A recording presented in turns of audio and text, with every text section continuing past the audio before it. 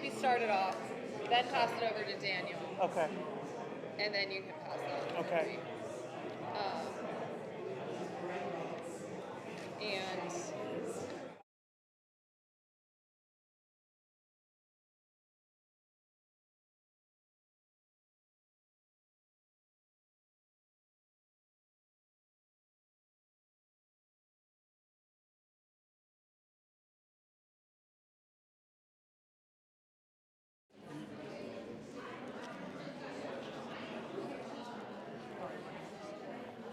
Okay, good evening, everybody.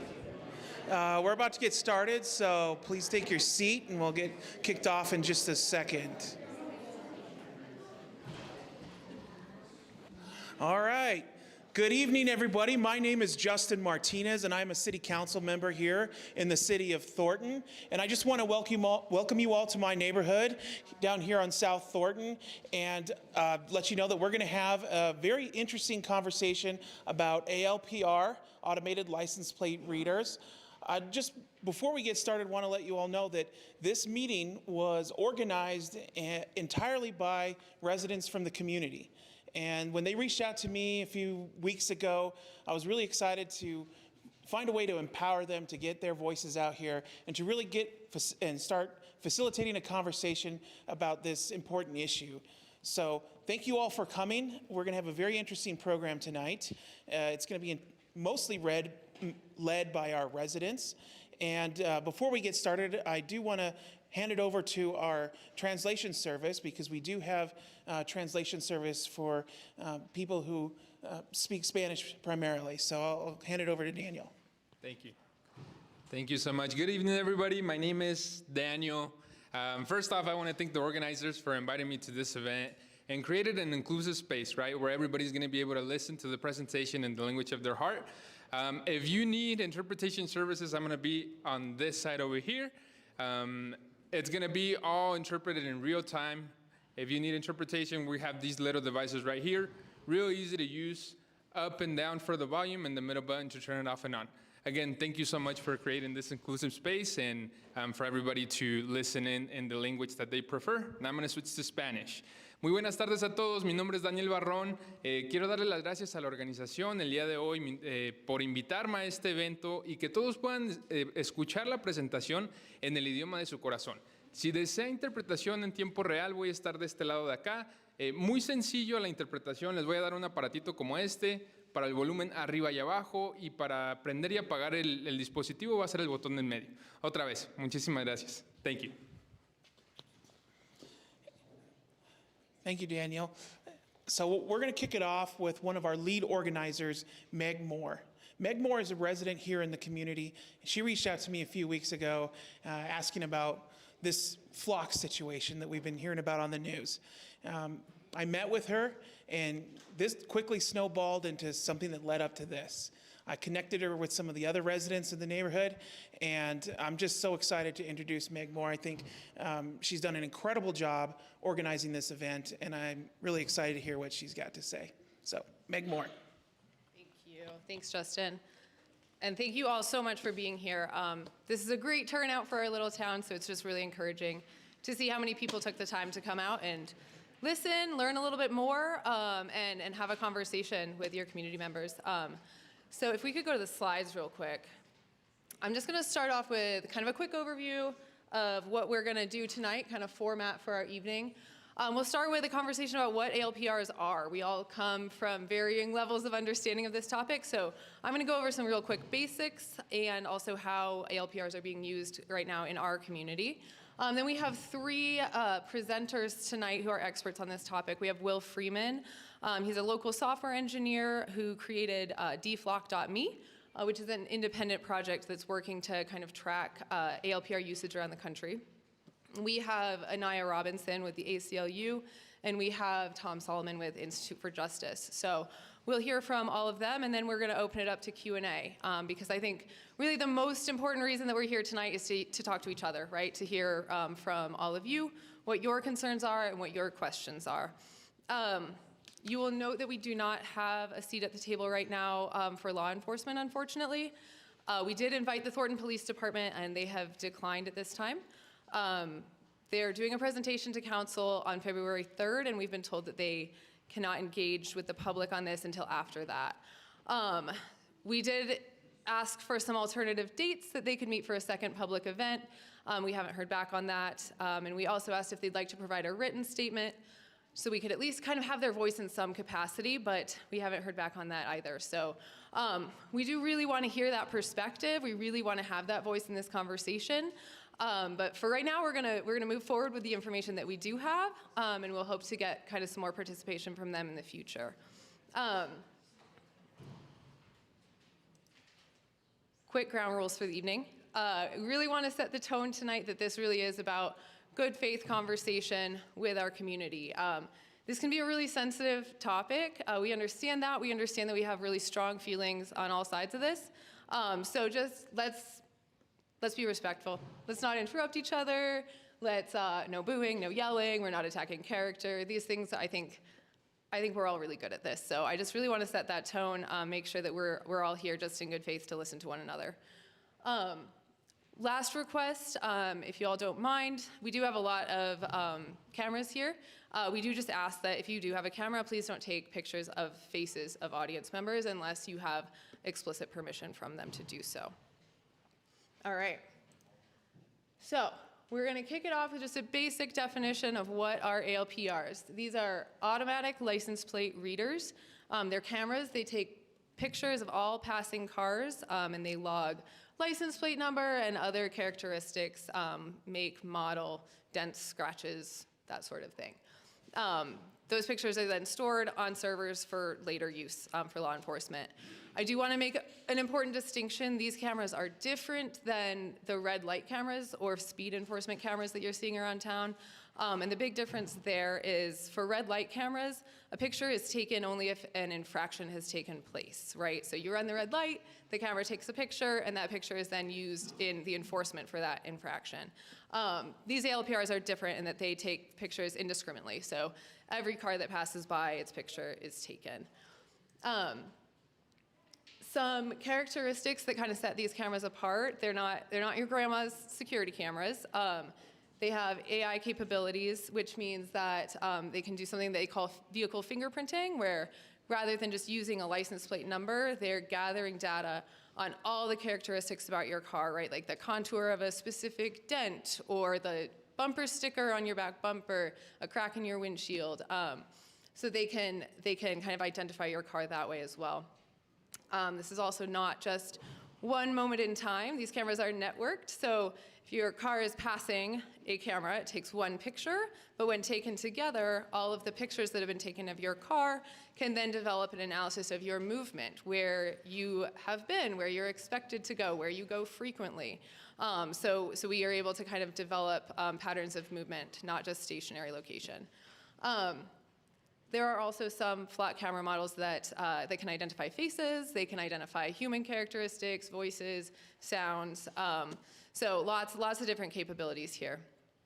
I do want to go back and clarify something very quickly.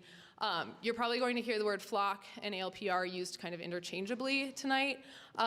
Flock is a brand of ALPR. We're going to talk about Flock a lot tonight because it's the specific vendor that we use. And you've all probably seen quite a bit of coverage on Flock in the news in relation to the specific concerns that we're going to bring to the table tonight. The last thing I want to talk about is the capability for network sharing with Flock cameras. So on Flock settings, we have the ability to share individually between police departments. You can also opt into a statewide network, and you can also opt into a nationwide network, which means that you're sharing your data with every other law enforcement agency across the country who's on that network. I did not get an explicit response when I asked the police department how many agencies we're sharing with, but the audit logs that we got last week did show that we are currently sharing on the nationwide network. What that means is that users from over 6,500 law enforcement agencies can access our data and search it at any time for any reason. So let's get into how we're using ALPRs here in Thornton specifically. Again, in the absence of an official statement from the police department, I'm gonna use some wording from various emails that we've gotten. So last week we got an email saying the police department has been using Flock safety license plate readers Since 2022, as an investigative tool, these stationary cameras capture license plates as well as key vehicle characteristics. They are not used for the surveillance of residents. So currently in Thornton, we have 2 different ALPR systems. One is Flock. We have 16 cameras. They are not all stationary. We have 15 stationary and 1 mobile camera. These are managed by the police department, and they were initiated in 2022. Our LSAG system is a completely different system that's managed by Colorado State Patrol, and we have 11 cameras on that network.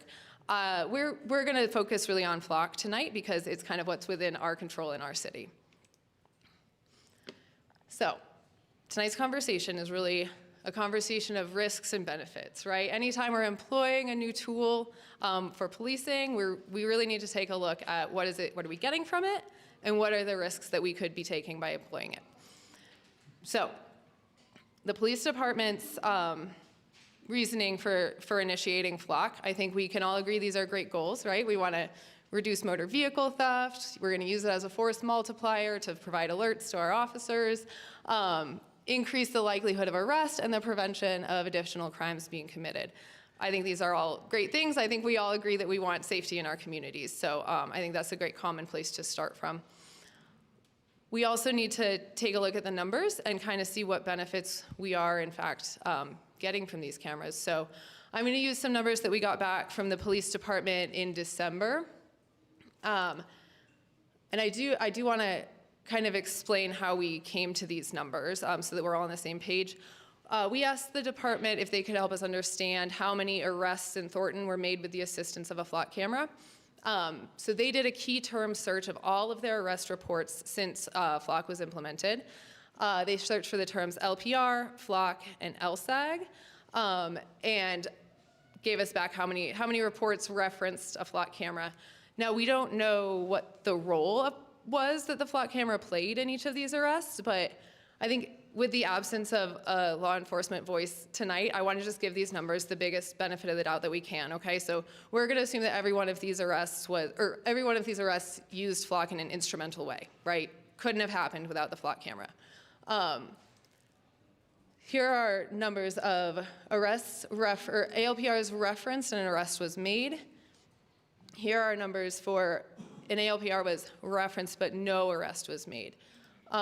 So for each case where we used an ALPR and it led to an arrest, there were 2.35 cases that did not lead to an arrest. I want to take a quick beat to acknowledge something here. I met with one of our council members who is on the police force, and he was able to give me some good insight kind of into how these reports are written, and did mention that there are times, right, where maybe a suspect is found but not arrested in that moment because of rules of pursuit, something like that. So I do recognize that there might be something else going on with these numbers that we aren't understanding, and I look forward to some more information, I think, from the police department on that. But let's look a little bit deeper into those arrest numbers, because I think it's important not just to look at the total number, but the percentage of total arrests, right, that we're using these cameras. I asked in December if I could have the understanding of how many total arrests were made in Thornton in the years that these cameras were in place. I was told that data didn't exist, but would be presented on in February. So I'm going to use some publicly available data for this just to make some estimates, okay? We know that in Thornton, right around 4,900 arrests are made each year. In 2022 here, we didn't enter into a contract with Flock until late January, so I knocked off a month's of arrest there. 2025, again, we got this at the end of November, so we didn't have a full year of arrests there. Here's our numbers for how many times an ALPR was referenced. Here's the percentage of total arrests where we're using ALPRs. So on average, we're looking at about 1.5% of total arrests. Now, again, I really do want to acknowledge, I want to give the benefit of the doubt here. Councilmember Acunto also pointed out that we might be missing some numbers here, right? We used a key term search. Maybe something got spelled wrong. Maybe an officer thought of a different, maybe a different word to use to describe a camera. So could there have been some instances missing here? Probably, and I would welcome some updated data from the police department if they do want to go ahead and expand that key term search and give us some new numbers.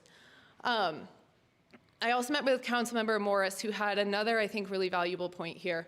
Flock cameras are advertised specifically for major crimes, right? Auto theft, missing person, homicide, that sort of thing.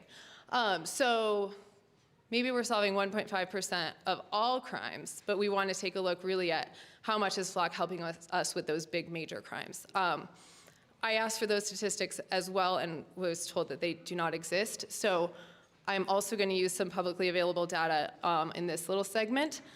We know that in Thornton, about 64% of our arrests are for low-level offenses. So we're gonna just take those out completely. We're gonna look just at our high-level arrests and the number of times that ALPRs are referenced.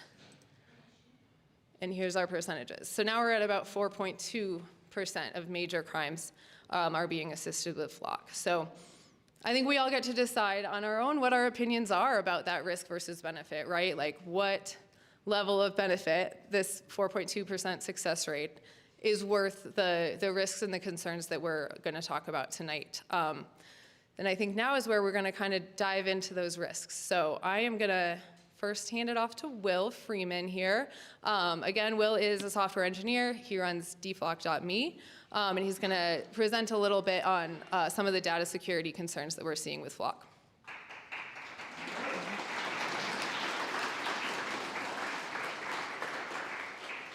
And it's going to take a second because we're going to switch computers.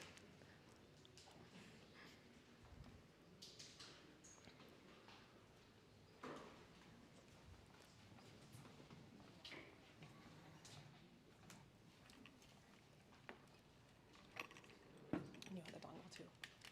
Yes, please.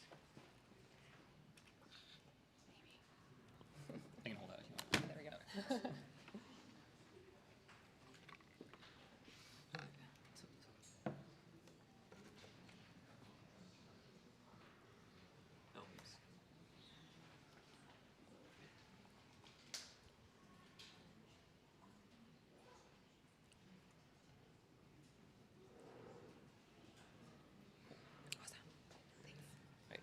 Thanks, Meg.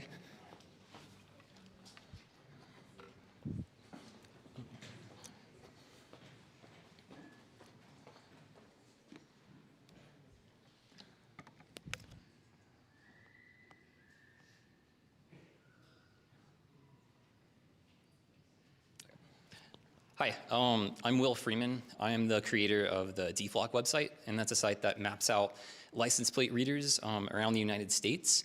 And I created the site because I noticed a lot of these license plate readers popping up, and not a lot of people knew about them, and there wasn't much public discussion about them, and that really bothered me. This is a controversial issue, and one that I think everyone should be talking about. And yeah, I think the residents of a city should be consulted before something like this is deployed, and in many cases, from a lot of people I've talked to, it was not. So yeah, DFlock was to show what these things are and where they are to the best of our ability. So yeah, I'm here to talk about the security and technical concerns about Flock and other LPR vendors. So there's a lot of misunderstanding about how Flock searching actually works. It's pretty simple, and to show you, I have some screenshots from training videos that show exactly how it works. So this is called the search tool, and why is it doing this? Yeah. Okay, yeah. So this is the Flock search interface. There are a few different searches that you can do. The first one is just a standard search. This allows you to search for specific vehicles. Another one of interest is called the convoy search. And if you ever travel with friends or family and they're driving like in front of you or behind you, the convoy search allows them to associate other vehicles with your vehicle. So it's not just your vehicle, it's your vehicle and other vehicles. So yeah, let's dive into the first search. So here you enter in the license plate number if you have it. If you want to filter by state, you can do that too. If you don't have a license plate, that's also not a problem because you can use something called the vehicle fingerprint. And that opens up this panel over here. And for the vehicle fingerprint, you can search things like color, make, body type, roof rack, bumper stickers, window stickers, and a bunch of other filters.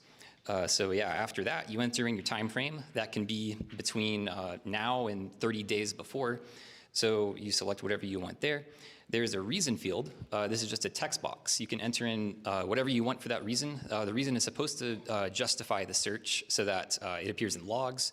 And when you go back and look at the logs, you're supposed to be able to see that this is the reason this specific officer searched for this car.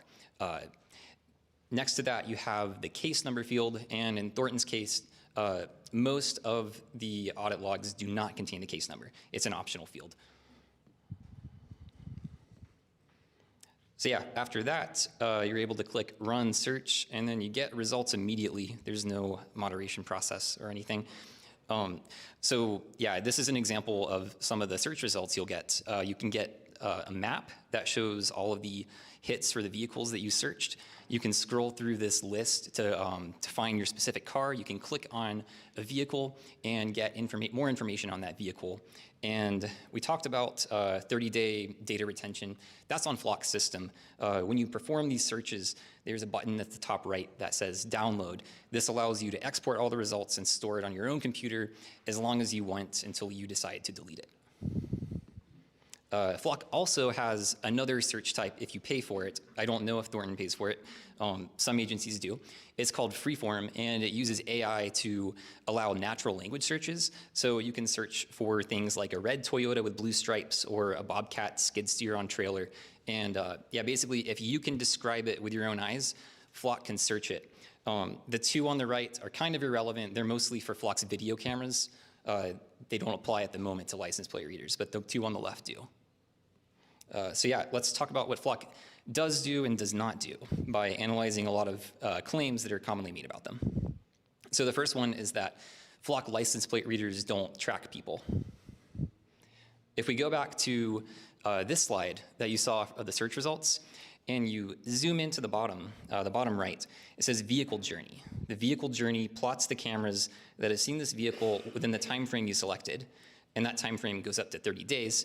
So unless I'm misunderstanding their well-written description, Flock does in fact track people over the course of their movements. Next, just in case that wasn't enough, this is a Flock training video demonstrating how to identify vehicle travel patterns using heat maps. We don't have audio for the specific video in this room set up at the moment, but yeah, this shows the narrator using a small example of a heat map to establish patterns.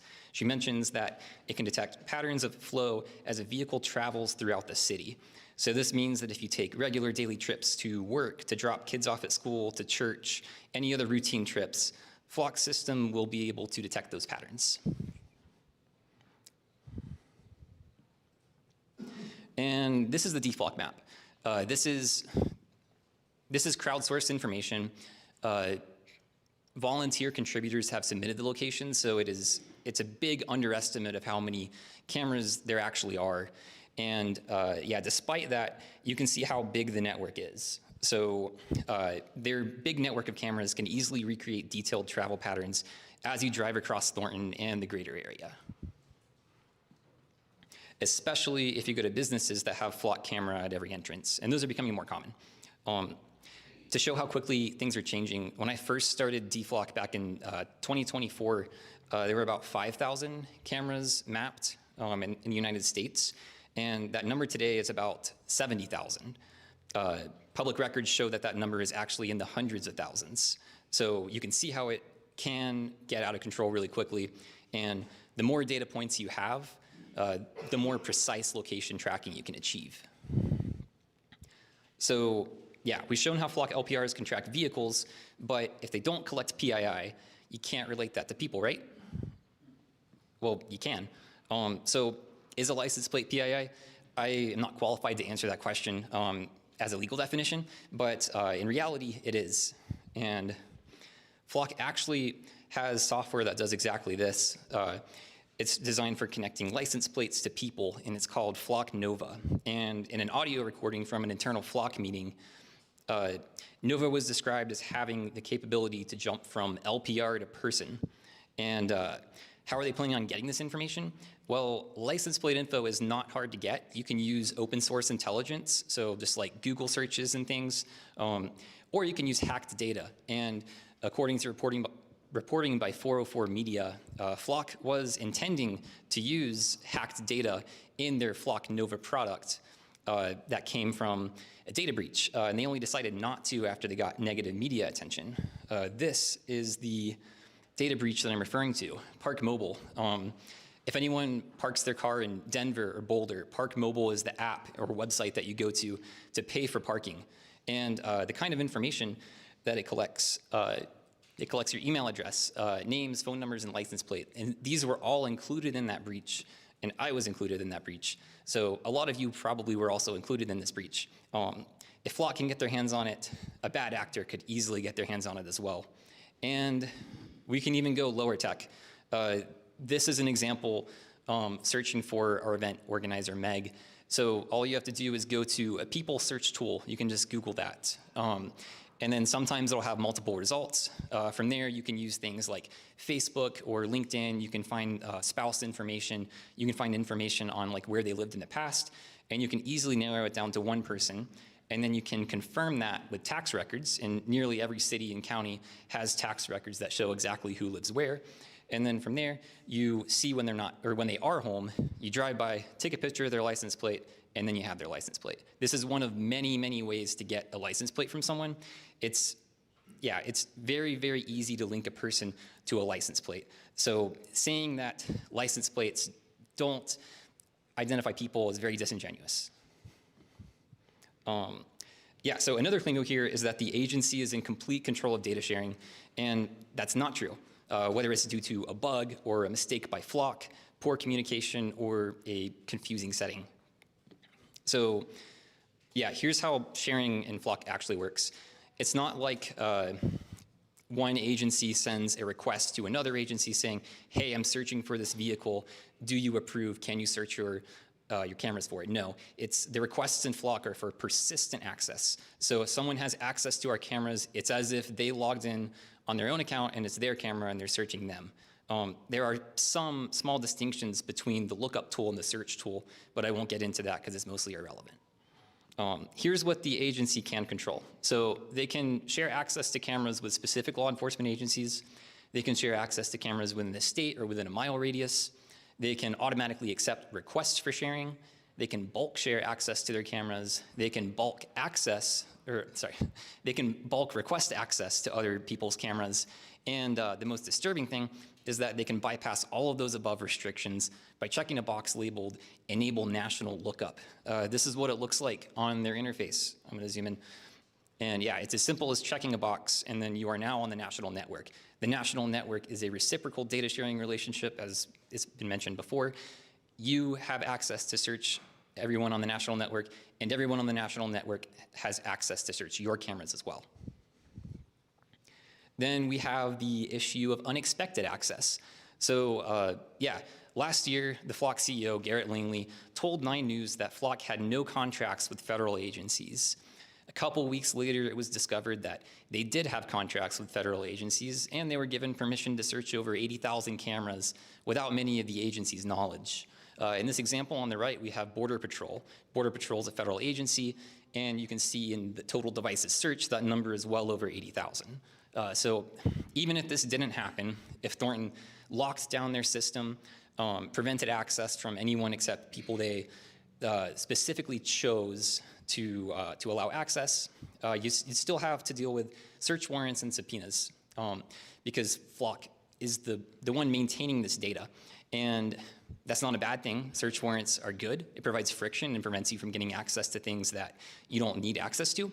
However, if you collect that data in the first place, it is subject to a search warrant. If you don't collect that data and your goal is for federal agencies not to have access to that, then you're in the clear. Another thing, account sharing is very common. So the Loveland Police Department last year shared accounts with the ATF, who ran searches on behalf of ICE. The Denver Police Department also shared accounts with several FBI agents who performed searches disguised as Denver PD. So account sharing is very dangerous when it comes to auditing how these are actually used, because it allows users and organizations to disguise themselves as others. And this wouldn't fly in many other industries, so I'm surprised that it's allowed to happen here, but yeah, it's a common thing. It's common all over the place. Another thing, Flock logins for sale on the dark web. This screenshot was taken by Ben Jordan when he was researching some of these cameras, and you can watch his full video on YouTube if you'd like to see a lot of the vulnerabilities that he reported on.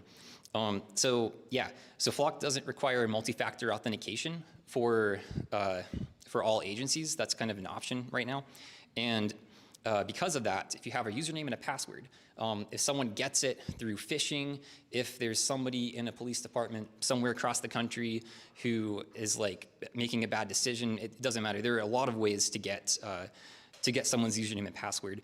And with MFA, that wouldn't be a problem because you'd still have to get a code sent to your device in order to log in, and this data would be useless. However, because they don't require that, things like this can happen, and then you can have login credentials for sale, possibly on the national network to search for your vehicle or anyone else. So yeah, Flock also has their own access. So a portion of their data is exfiltrated and used for training AI by overseas gig workers. This is one of several exceptions that Flock grants in their contracts several exceptions in the contract that grants Flock access to use law enforcement data for other purposes. And yeah, Flock also has several of their own police departments, fake police departments, that they have used according to their own logs to search live data. So Flock does have access, and they have searched a lot of their cameras. So another thing people like to bring up is audit logs. Audit logs are basically logs of searches that have logs of searches that their users have done. So here is an example of an audit log. It includes things like the time frame, the officer name, the license plate, text prompt, total devices searched, a reason, time of search, total networks, and filters. And the idea is that if a law enforcement agency wanted to go back and see how their cameras were being searched by other agencies or by their own users, they'd be able to look through this, verify all the information, make sure it's being used for a proper law enforcement purpose, and correct any issues that might arise from that. But as you'll see, though, that rarely happens. Not because of like people acting in bad faith, but because there are usually too many to go through, and I'll get to that in a second. Most searches are by other agencies, sometimes on the other side of the country. So local law enforcement has no idea what their case number means, what their reason means. And yeah, to make matters worse, Flock has implemented some changes recently to these audit logs that strip some of the really important columns that actually allow you to audit this and make sure it's not being misused by other agencies. So yeah, these are actual audit logs from Thornton PD, meaning these are searches Thornton PD officers have actually performed that have been logged. You'll see the reason field highlighted on the right. And yeah, so the first one, driving around being weird, that doesn't seem like a law enforcement purpose to me. Maybe it was, but if the logs are supposed to be used for auditing compliance, then this isn't a great way to do that. Then we have a front plate on rear twice, and I don't know what that means, but it kind of sounds like someone made a mistake and put the wrong plate on the wrong side of their vehicle, and 50,000 cameras were searched for it. There were no case numbers attached to any of these records. Next, we have civil, plate looks stole, sus, sus, sus, sus. Yeah, I left out a bunch of sus and investigation reasons like INV, SUS. These are very, very common for all agencies, and they hide the true purpose of the search. So this kind of makes the logs useless. None of these had case numbers attached, again. And then we also have Mexico plate and assist to Loveland PD. And as you might remember, Loveland PD has a bad track record of account sharing with Flock. And Mexico plate, there were actually 2 searches for that, 1 day apart. It was so weird that it actually triggered an anomaly detection in Have I Been Flocked, which analyzes public records. And it was triggered as an anomaly because the officer searched it outside of his normal shift. So this isn't an accusation of anything, it's just an anomaly, and it deserves a closer look in my opinion. And then these are search reasons from external agencies searching Thornton's cameras just for the month of December. So yeah, you have searches like reasons like ATF, DHS, Feds, Federal, HSI, Assist. Investigation occurred 85,000 times. Gibberish, that just means like punctuation marks, single letters, random letter sequences, blanks. There was almost 9,000 of those, and then there were over 3,000 other reasons provided. So, is the reason field good enough? No, it's not, and neither are case numbers. The data on the right here is from a police chief in Georgia who was arrested for using Flock's system to harass and stalk multiple individuals. If you look at the reasons, INV, which we mentioned before, 0055, those don't look really crazy on their own, but this was used in a crime that by the specific police officer in Georgia. And currently the national network that Thornton is on sees search counts of 10 to 26,000 per day. And so even if Thornton could figure out a way to audit all 20,000 of those each day, there's still no feasible way to determine how relevant a search reason or a case number is to what is actually being searched. It's just not possible. There's not enough time in a day. And it doesn't stop there. So yeah, here are a few more examples of misuse that have happened recently, 2 of them in the last week. And it's being reported on more lately because people have taken it upon themselves to request these audit logs and look through them themselves. The incident in the top left from Joplin, Missouri, it occurred because someone made a public records request, noticed suspicious activity, and then reported it to the police department because the police department would not audit their own logs. And yeah, it's worth saying, these are the same guys who had access to Thornton's flock cameras. So even though we trust the Thornton police officers, you're still going to get people like this and other places searching our cameras for bad reasons. And yeah, this is kind of what I was talking about earlier. So Flock sent out an email last month announcing new changes to their audit logs that are supposed to be designed to provide more clarity. And so what changes are they making to provide more clarity? They're removing important details that are actually used to hold people accountable when they're searching, such as officer name, license plates, vehicle fingerprint, and search reasons. And this is not just for releasing them in response to public records requests. This is actually for police departments. Police departments trying to audit what's coming in from other agencies. They're no longer able to do that because this information is being redacted from them. One more thing they're doing makes it a little worse. So yeah, they also sent out an email saying that they were announcing an offense type dropdown which is designed to replace the reason field. And yeah, so it might give a false sense of security because you might think that the Flock system won't be used for any reasons other than the ones that are in this drop-down list. But what it actually does is it makes the logs less accurate because it encourages users to pick a random reason if their actual reason is not in that list. And this, combined with dropping the other important columns, renders the audit logs useless. If you want to find out more about audit logs, how Flock is being used in Thornton anywhere else, I recommend going to haveibeenflock.com. It has a ton of resources for seeing how Flock is used. Okay, for the fun part, one claim that the CEO likes to make is Flock has never been hacked. And I'll let you guys decide whether it has or hasn't based on the next few slides. Okay, so Flock also makes video cameras, not just license plate readers. And a couple weeks ago, it was discovered that dozens of these were exposed to the public internet, streaming unencrypted video to anyone who connected to it, and offering an admin-like panel that can do things like delete footage. Here's one at a playground. This is a demo of how easy it was to access. This actually happened. You navigate to the IP address. You don't log in or anything. It immediately shows you a live feed of the camera. This one is at the Sandstone Ranch open space in Douglas County here in Colorado. And it's positioned at a trailhead to capture all the trail users who are coming onto the trail because apparently that's worth tracking. And I'm sure most people who use that trail probably aren't thinking that they're being streamed to the public internet and probably went to the trail to escape things like that. So yeah, you can also go to file content. You can select a date. It's a little slow. Okay, yeah. And then you can select a specific clip. You can play it back. And yeah, the dangerous part is the delete selected button. I didn't click it, but if you did click it, my guess is it would actually delete the video. This is daytime footage of the same thing. Okay. Now, yeah, onto the GAINSEC findings. John Gaines is a security researcher who found about 50 vulnerabilities with Flock's product. He worked with Ben Jordan, who's the guy in this video. Again, I recommend watching the video to talk about some of these, some of these vulnerabilities and how dangerous they were. Okay, and if you want to read more about it too, this is his white paper that he wrote about it. You can go to this. So, yeah, first of all, you can access a remote shell.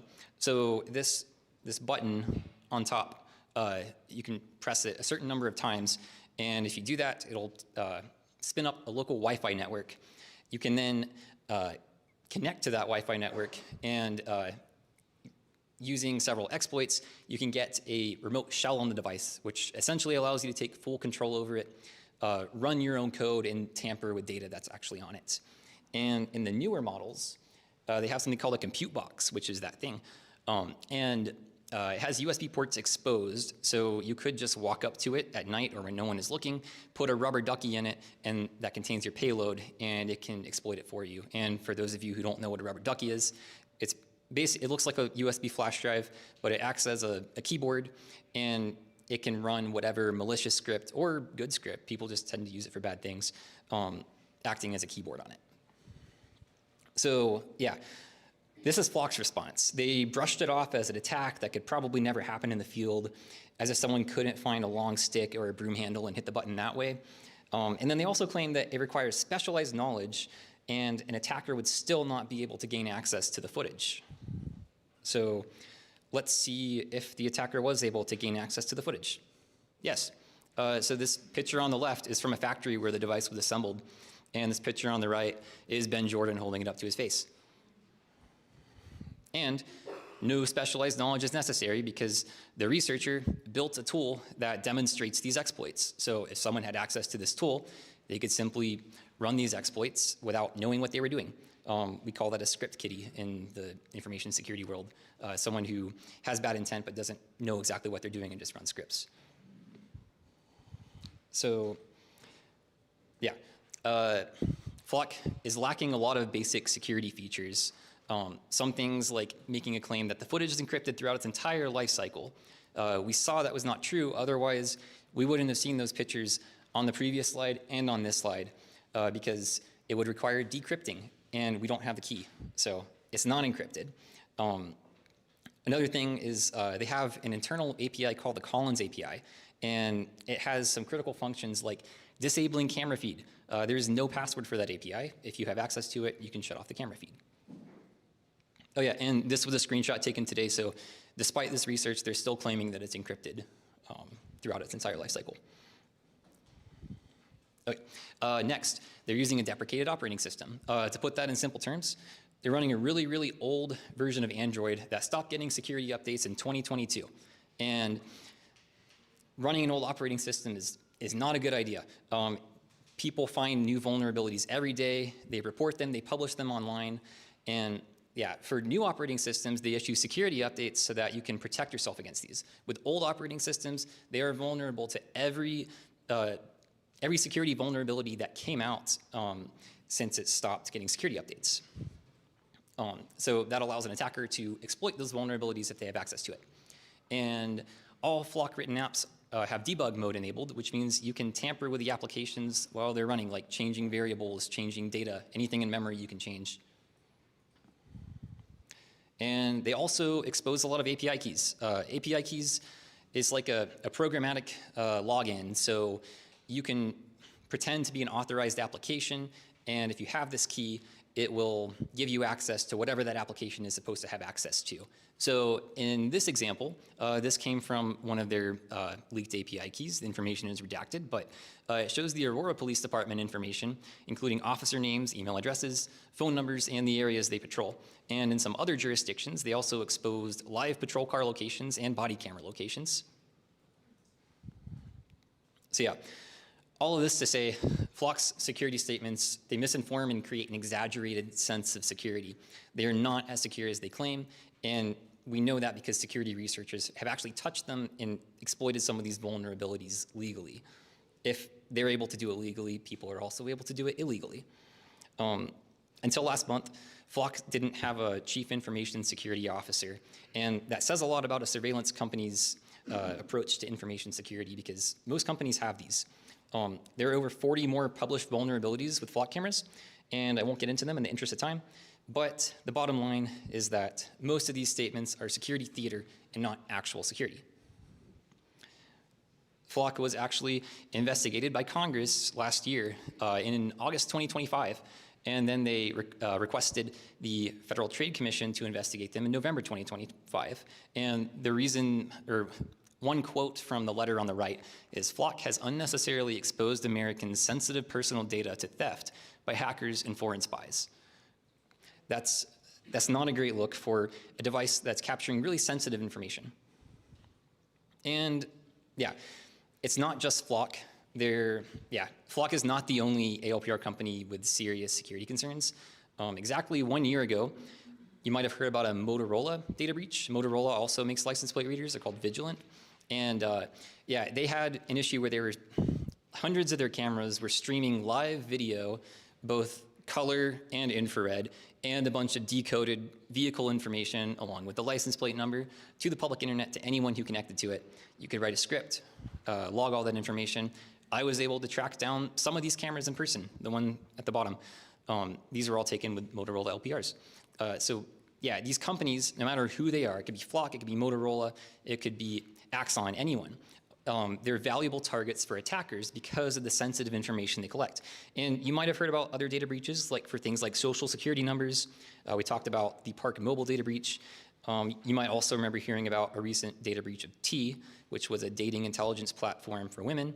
And if people are motivated to breach things like that, why wouldn't they be motivated to breach a platform that collects really sensitive location data on nearly everyone in the US? I think they are, and I think it will happen if it hasn't already. I understand that these are useful tools for police, and I don't think anyone is disputing that. All I'm asking is that we take this technology seriously, involve the community as much as possible, and ask a lot more questions to subject matter experts and not sales representatives.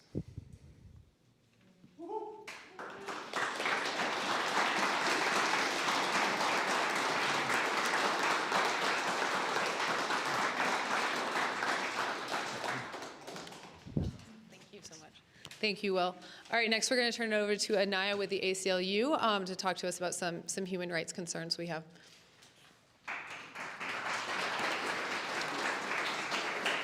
Hey, y'all. I didn't even realize how many people were in this room. I was sitting up there.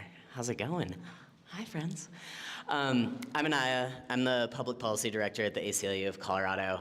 I'm going to chat a little bit about the civil liberties concerns when it comes to Flock, also some of the state law concerns that are very, very different in Colorado than they are across the rest of the country and federally. When we talk about Flock, and Will touched on this, Flock continues to try to tell people that their cameras cannot be used to track individuals. And functionally, that is just untrue. You can track somebody from point A to point B in their day-to-day activities if they are driving in a vehicle with a license plate on it. They can also track if you're driving in a vehicle without a license plate on it. And I think that causes even more implications when we think about the protections given to us by the Fourth Amendment, right? A license plate number is a uniquely identifiable piece of data. And when you can match the license plate number, assuming that the technology functions properly and isn't misidentifying it, right? You know that you have found the thing that you are looking for. When you're looking for a red Subaru Forester with a dent on the back driver's side in a state like Colorado, you cannot be sure that you found the right one, right? The other thing is, if you find the right license plate, you find the right car, that does not, in any circumstances, necessarily mean that you found the right person. And if we're using these tools to solve crimes, we need to ensure that we are getting to the right individual so that we are not violating other individuals' civil liberties in the pursuit of justice. The other thing that I think is really important to remember is that Flock is not just taking pictures of cars when a law has been violated, right? And this was touched on earlier as well. Red light cameras, speeding cameras, those will take a photo of your front and back license plate when you have violated a law. Flock is taking pictures if you drive past their camera, just going about your business day to day. And from our perspective at the ACLU, we have a really hard time understanding how that constant surveillance of the public without probable cause or even reasonable suspicion is not a violation of Fourth Amendment rights of all of us who live in spaces where Flock exists, or simply drive in spaces where Flock exists, right? I think Colorado complicates this a little bit more, and Will touched on the question, right, of whether or not a license plate number is personally identifiable data. In 2021, Colorado answered that question by passing Senate Bill 131, which was a bill that helped protect the personally identifiable information of people in Colorado when requested for the purposes of immigration enforcement. And what that bill did in the context of Flock was specifically added a license plate number to the definition of personally identifiable information and prohibited state government from sharing that information for the purposes of immigration enforcement.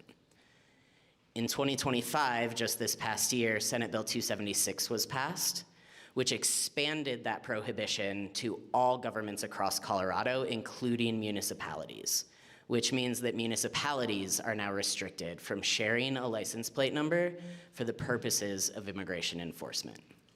The way that Flock functions with the national sharing network, which is questionably very dishonest at best, the only thing that a law enforcement agency needs to do to start sharing all of their data on the national network is search one thing on the national network themselves, which doesn't really feel consent-based, right? But now, any agency that is sharing on the national network because of Senate Bill 276 last year could be, whether knowingly or unknowingly, violating state law. And that has implications for that municipality, depending on where you are in the state, depending on what the budget of your municipality is, because every violation of that law comes with a $50,000 fine. So if Thornton is violating it by sharing it on the national network, those fines can rack up really quickly. And that's not great for your city government, right? Because I would assume if I lived in Thornton, and I don't, I live in boring Denver, that has a much bigger Flock problem right now.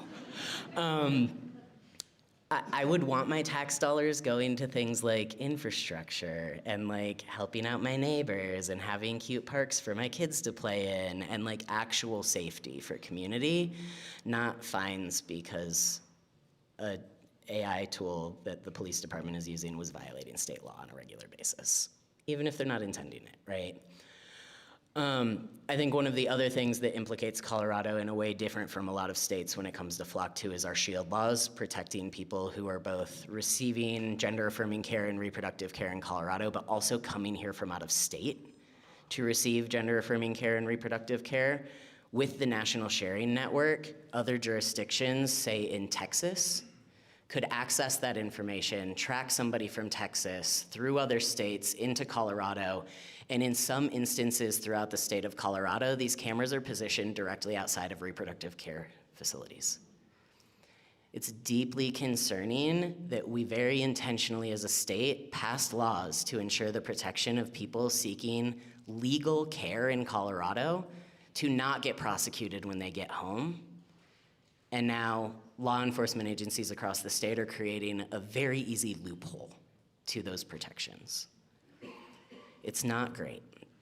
But circling back to the immigration space too, and I want to remind everybody about what I said like 45 seconds ago, that sharing personally identifiable information that includes a license plate number for the purposes of immigration enforcement is illegal for a city to do in the state of Colorado as of the end of May of last year, right?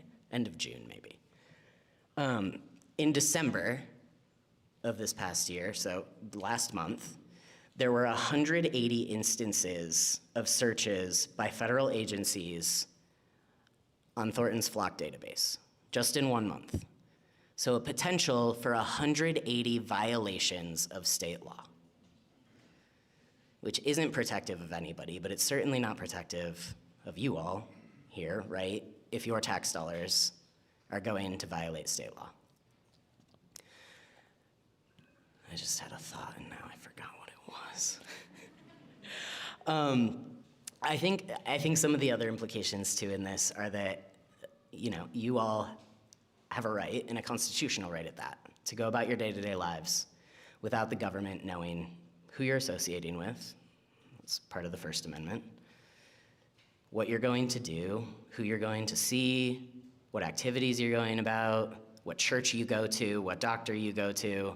FLOC allows for the government, and in a lot of instances for damn near anybody, to gain access to that information about what you are doing with your life on a daily basis. It is deeply concerning, right? And I think the important thing that we all need to weigh in these conversations, because FLOC is a tool and has been a useful tool for law enforcement in the solving of some crimes. We don't have a whole lot of data or transparency about which crimes, what level of crimes, those types of things. I wish we did. But in small percentages still too, right? And I think we all have to weigh whether or not the solving of crime, right, in small numbers, is worth giving up our constitutional rights as community members, as individuals, as families. And I think the other consideration that we have to weigh too is when it is in violation of other laws as well, who is it protecting? And the money that we spend on the use of these systems to potentially solve a crime, while also very likely violating the civil liberties of everybody in the community, we have to understand that it still is not investing any taxpayer dollars into preventing crime, right? So while we weigh those things, we really need to understand that the use of these tools, while it may sometimes help find the person who did something wrong, it is in no way stopping other people from committing crimes, from violating the law, and it is in no way creating a mechanism in which communities are actually made safer while they are violating our civil liberties. So a tool, yes, but we also need to think about and think through, are there other tools that law enforcement can use to the same end without causing all of the harm, right? And I think my friend Tom is gonna talk a little bit more about some things in the courts that might help us decide what those harms in theory might be, right? And a lot of other great things. But I'm gonna pass it off to him because I also wanna make sure we have plenty of time for us to hear from you all and what you all are thinking.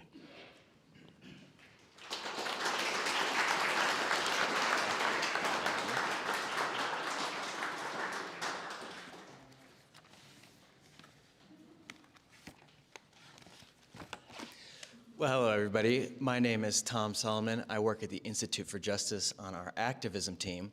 And I have to say, I spent a lot of time organizing events like this, and getting this many people to turn out on a Wednesday night is quite difficult. And so that's a testament to the skill of the organizers who put this together, and also the engagement of the community that's here, and also the importance of this issue. So I'm going to talk a little bit about the Institute for Justice. I'm going to talk about our case in Norfolk, Virginia, and I'm going to tell you a little bit about the law that's coming up in the Colorado legislature that gives you all a chance to put in some really important safeguards for this technology. So the Institute for Justice is a national nonprofit organization. We work to protect people's constitutional rights, particularly through litigation, but also through strategic research, through legislation, and through activism, which is the team I'm on. So I'm not an attorney. We've been doing this work for over 30 years. Actually, this will be our 35th year. As I'm sure my friend from the ACLU knows, this is a job with a lot of security because there is no shortage of people getting their rights violated around the country. So I'll tell you a little bit about how I got involved in the issue of automatic license plate readers. Actually, this goes back long before my time at the Institute for Justice. I remember years and years ago, I was driving down the street in my hometown, and I saw a camera that appeared out of nowhere one day, and I was like, I wonder what that is. I thought it was a speeding camera. And so every time I drove by it, I'd slow down enough that, to send a little message to the community that I knew that they were watching me and that I was not going to get a ticket. Fortunately or unfortunately, it turned out that it wasn't a speeding camera, that was a license plate reader that was logging me every single time I drove by that camera. And that experience is very similar to our client Lee in Norfolk, Virginia, who noticed these cameras popping up in his community and wanted to know what they were about. He emailed his city council person and found out that they were license plate readers. And he realized that they were, all over the community. Norfolk, Virginia has, I believe, over 176 cameras. And these are on intersections. These are places where, using the data from them, you can really collect a lot of information on the people, where they're going, how much time they're spending between different points and whatnot. And so he teamed up with the Institute for Justice to work with us on a lawsuit against the city's program, claiming that it is a violation of the Fourth Amendment for them to be collecting and retaining this much information about drivers in the community. One quote from the police chief was that it would be difficult to drive anywhere of any distance without running into a camera somewhere in Norfolk. And this is a problem in communities around the country. Obviously, we're having this conversation in Thornton. It's a problem in thousands of communities around the country. The collection and aggregation of this data is a violation of the Fourth Amendment. It's something that is actively being considered in the courts. So recently, I'm sorry. Recently, the case survived the motion to dismiss from the city. And a judge noted that a reasonable person could believe that society's expectations as laid out in Carpenter, which is a landmark Supreme Court case, are being violated by the Norfolk flock system. And so also recently, which is interesting, the federal government filed a statement of interest in the case. So even though ostensibly this is not being shared with the federal government, they're interested in it. So, like I mentioned, I work on our activism team. We do a lot of grassroots organizing around the country. You all are very privileged in the situation to have this conversation going on in your community about this very important topic. Not only are you having the conversation, I'm sorry, I keep dropping the microphone, y'all can't hear me. You all are having this conversation in this community. You have a member of the city council here to talk about this, but also at the state level, there are legislators who are very interested in making sure that the rights of the people throughout Colorado are being protected. We worked on creating a piece of model legislation. It is called the Protecting Everyone from Excessive Police Surveillance Act, by the fun acronym, the PEEPS Act, which we were very pleased to see made it into the draft of the legislation, so that may actually make it into the law. But I just wanted to cover a couple things that this law does, and I wanted to let you know I woefully underprepared for the number of people that would be here, but there are a couple blue cards that were available at the front that have a QR code and a website on them. The QR code links to a form where you can fill out to send a letter to your legislators that will say that you support this type of regulation. So, but at the state level, there's a few things that this law will do. Basically, what it does is it restricts access to the data. What it does is it says you cannot access the data except for a few different circumstances. One is a warrant requirement. Obviously, if you want to access the data for a law enforcement purpose, you would need a warrant to do so. Two is if you voluntarily consent. So that is, for example, if your car is stolen and you want the police to look into where that license plate has been picked up, you can consent to that as a search. The other is exigent circumstances. So this is something that we often hear as a reason why, this type of regulation would be impossible for police. It would really put people at a disadvantage as an exigent circumstance. If someone gets kidnapped, or if there's something that's going down immediately, this would have an exception to the warrant requirement for that. And then finally is for things that, like we discussed, like red light cameras, toll collection, traffic enforcement, parking enforcement, and then also to implement necessary security procedures that would allow access to the data for that. It has a couple other important protections in it. In particular, so it requires the data to be encrypted. It doesn't allow for sharing outside of the jurisdiction unless there is a warrant that's given for that, and a subpoena is not considered a warrant. Is not valid for that purpose. So that covers some of the legislation that we're working at the state level. Obviously, the reason that I'm here and the work that I do is to show, to help communities, to get behind communities, to allow them to make sure that their voice is being heard by legislators. Often, there's an assumption that people have that somebody is steering the ship and that they're steering it in the right direction. And very often, either nobody is steering the ship or the people you don't want to be steering the ship are steering the ship. It is your responsibility to steer the ship. And so I challenge you to get engaged, not only in terms of being involved in your local community, going to these meetings, making sure your voice is heard in city council meetings, but also making sure that you are having these conversations with your friends, with your family, making sure that they understand what is at stake in their community, and making sure that they are also being part of this conversation. And so I recommend getting involved, getting engaged as much as you can.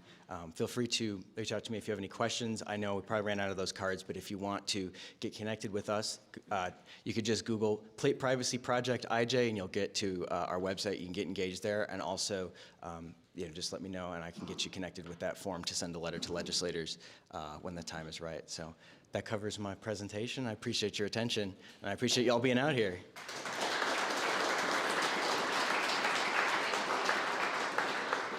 Thanks a lot, Tom. All right, we are going to roll into Q&A here, but Ben, if we could go to slides really fast. I want to wrap up this section by going over just a little bit of the response that we've seen from Flock. These conversations are not new, and they are not just happening here in Colorado, right? These concerns have been brought up time and time again across the country. Garrett Langley, you heard him mentioned earlier, he's the CEO of Flock, and he responded to them, but his response was not to improve the product. His response was to write an email to every single law enforcement partner of Flock, and I've just kind of summarized that email here. This is a coordinated attack by activist groups who want to defund the police, weaken public safety, and normalize lawlessness. All right, so I want us to just be very clear about what this is. All right, this is the CEO of a private company communicating to your police department that is funded by your tax dollars, whose officers are sworn to serve and protect you. And the communication is that if you're a citizen who has a question or a concern, you're a problem. And not just a problem, you're like a band of nefarious bad actors, right? Who hate the police and love crime and are just trying to destroy the community. That type of ad hominem attack is completely inappropriate in any case, and it is more than inappropriate when coming from a private company to a public entity. All right, so no matter, thank you. I think no matter where we all fall on how we feel about Flock in general, I hope that we can all agree that that's inappropriate behavior, and I hope that our city officials can make a strong statement against that type of behavior coming from a vendor that our city is contracting with. That said, I also want to say I think we're better than this here in Thornton. We're going to do some Q&A now, and I want everybody to kind of just start from the place that, like, if you have a question or a concern, that's fine. That's great. That's why we're here. So if you're hearing that maybe your opinion is different than what other people's opinions are in the room, I want everybody to feel safe enough here to bring those questions to the table. All right, we're here to listen to each other. We're here to have a conversation with our neighbors. So let's go ahead and get started. I'm gonna, one second. I'm gonna have our panelists come right up here. I'm gonna grab a second mic for them, and then we'll start. You can go ahead and raise your question. Raise your hand if you have a question. If you're joining us via live stream, we have about 75 people on the live stream right now. If you have a question, feel free to type it into the chat on the live stream. We do have a lot of people here. We're gonna get to as many questions as we can, okay? I'm gonna give you guys this one.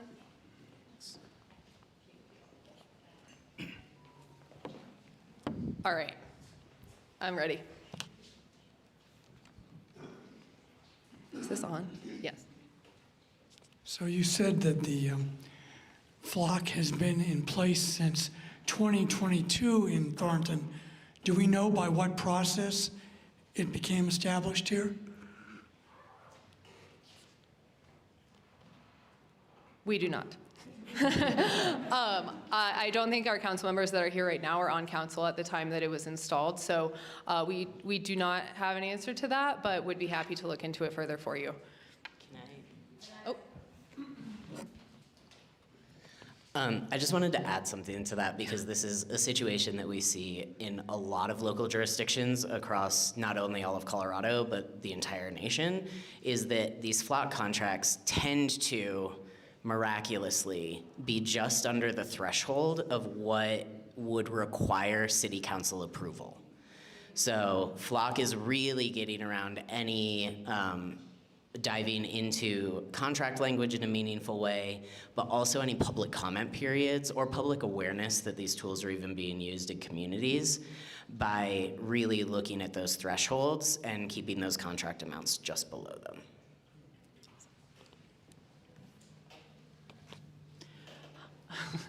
Hi, a couple of things. First of all, have you heard of PIMEYES?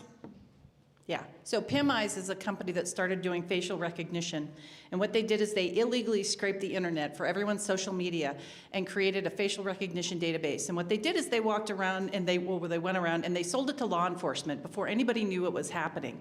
And then of course there was the debate, law enforcement uses this tool, it's helped them solve crimes. So let's not get rid of it.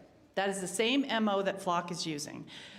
The U.S. Supreme Court has already decided that putting a GPS tracker on someone's car in U.S. v. Jones is a violation of our Fourth Amendment rights. I have a question, like, why hasn't the ACLU filed a lawsuit that this is violating our Fourth Amendment rights? And I've read the Norfolk lawsuit. Will's presentation was more in-depth and had better arguments than that. I want to know, why are we talking about how do I feel about flock cameras? It's a fact. It's a violation of my Fourth Amendment rights. Period. And when they can follow us all around the city, why are we protecting them? And why are we allowing this to happen? Yeah, I don't disagree with you. I think our legal team, at least at the ACLU of Colorado, is extremely small. We have 5 lawyers. They're dealing with a lot of lawsuits right now, filing on a regular basis, filing amicus on a regular basis. But this is massive. This is the entire state. I hear you. And I think there is a solid argument to be made that every lawsuit that they are working on is massive and is implicating thousands. As we have moved to the digital age, we have lost every one of our constitutionally protected freedoms, and I'm tired of that. I don't disagree with you. Safe. And that's why our policy team is prioritizing this and pushing laws on both the local and state levels to try to ensure that there are restrictions in place in state law as well, so that we can try to mitigate this while we find more ways to litigate as well. Unsafe at any speed, to me, is what flock is. Thank you. All right, we're gonna go ahead and just take questions by raised hands, okay, so we can get to as many people as possible. I just have a basic technological question because I'm like old school, you know, pen and paper books, you know, this stuff is so far over my head. What's the difference? I mean, I kind of understand what you're all talking about, okay?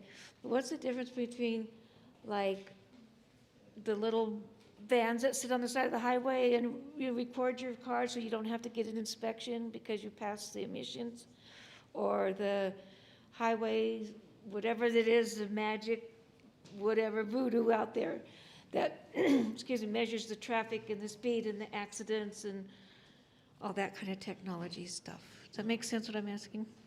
I think the issue that we see with this particular technology is the persistent surveillance. So these stay in one place and they're recording no matter whether you've committed a crime, no matter whether, you know, the difference between that and like a red light camera is that a red light camera only triggers when you've run the red light. This is recording people no matter what.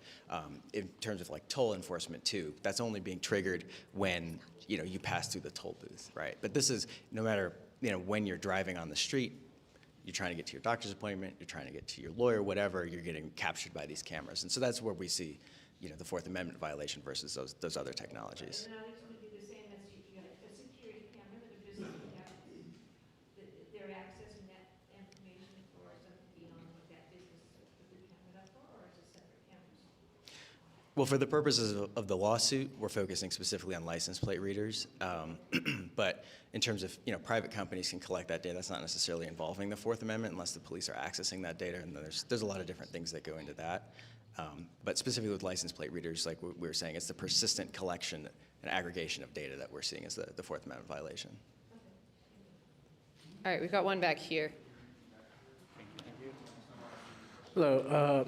My name is Ivan. I'm a community organizer activist as well. My question, to add some context before I ask, is there's activist groups and organizations that are taking a more hands-on approach. So we see activists building benches, right, at bus stops. We see activists building or painting crosswalks. There's also orgs that are taking more hands approach when it comes to military funding and breaking into like warehouses and things like that, right? To just break down bombing materials. So the question is, in what way can we build a better case? Because it is gonna happen, right? How can we build a better case for our community?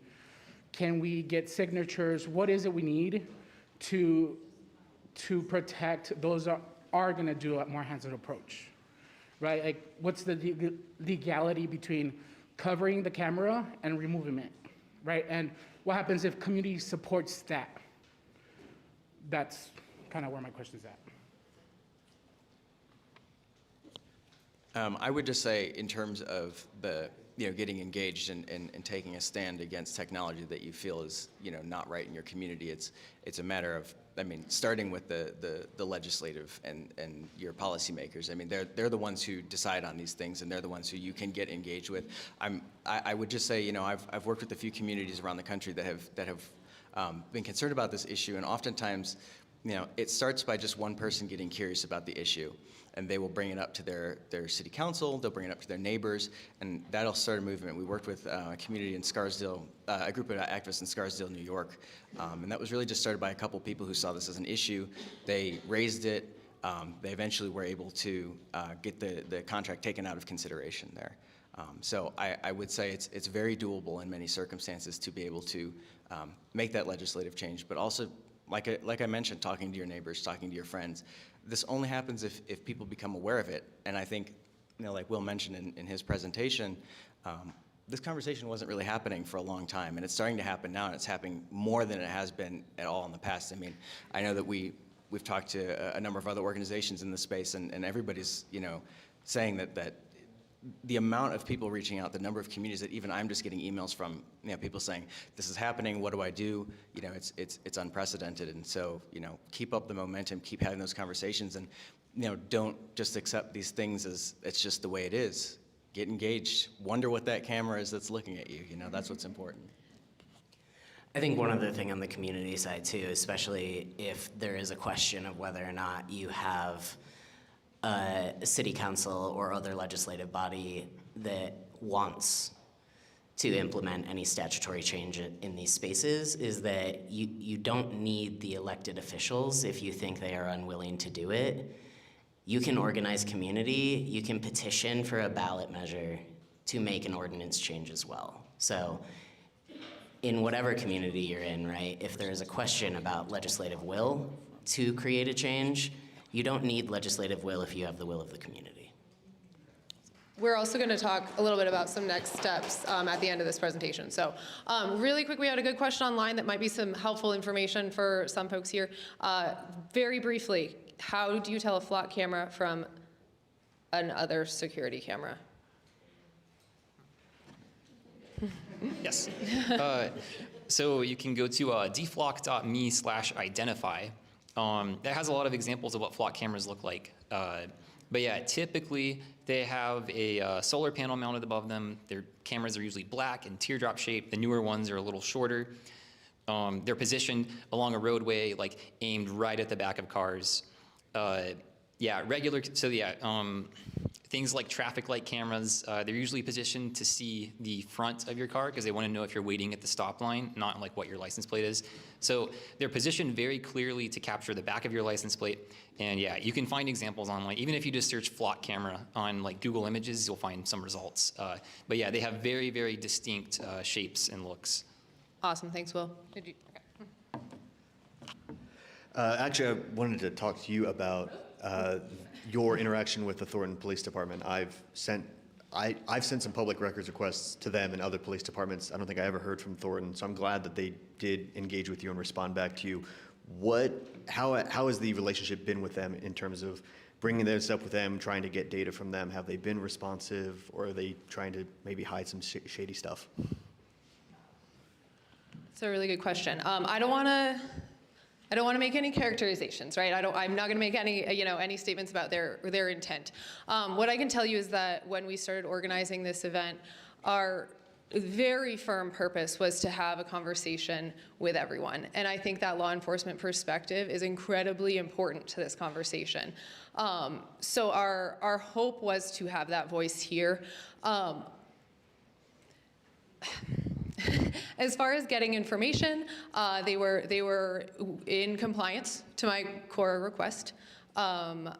They were responsive to council members who asked for some information. There are a few lingering questions. We would like to know more about the arrest statistics. What we're hearing so far is that that's going to be presented in February. And after that point, we'll have more information. I want to really make sure that we're not twisting this conversation though into like kind of a pro-police, anti-police thing. That I think that this type of talk can devolve very quickly into that. This is not a conversation about the value of our police department. We're very thankful for our officers. We're very thankful for the service that they give us. This is simply a conversation about a tool that they use, right? And so I really, really want to make sure that we make that clear, that our intent is to collaborate with our police department. And that's where we're hoping to go from here. All right, there's so many hands. Oh gosh, okay. Sorry, I just got one quick comment and then a question. Whenever the police talk about effectiveness of this tool, it's not that effective. I live in Denver and I've been paying quite a bit of attention to their flock issues, and they like to throw out this number: 352 arrests have been made since they started flock sometime in 2024. But the reality is, during that same time period, they've been scanning over 24 million license plates. So 352 arrests for 24 million license plates at 99.99 something percent failure rate, or license plates that aren't involved in a crime at all. And I guess my one question is this February 3rd event, what's going on there? I know we have some city council members. What's their opinion on flock and all that? Sure. So February 3rd event is a presentation to City Council by the police department. We would love for everyone to come. We will be emailing you and encouraging you to attend. It's very important though to remember at this event there will be no opportunity for questions from the public. So that is why we are trying to organize a second event after the fact when they may be more willing to engage, because I think that questions are the most important part, right? We need to be able to get these questions answered, and we need to hear from that perspective to do so. We do have council members here tonight. Thank you so much for showing up. Everyone who is on council here tonight, though, is here in a listening capacity only, so we're not going to get into council member opinions at this particular event. All right, who's next? Here we go. Thanks so much for your research, Will. I mean, I think that Maria had talked about that your research and information was better than the lawyer talk, I guess. I think that the concern is that you have shown and proven all of the personal identification that is out there, and that while they say is safe, is busted, as you had said. Maria is running for governor and is talking about a digital bill of rights, because as our information is out there, that's our freedoms being taken away, and they can nail anything on you that they want according to whatever they need, so to speak. And I know that's they, and whoever they is, I get it, but it is our personal information. And whether it's immigrants, whether it's the people coming up for abortions that we're trying to protect, what about us? The regular people that they're grabbing the information from and connecting it to our phones, by the way. And it's just a whole lot of data that people don't need to know, that government and anybody else doesn't need to know.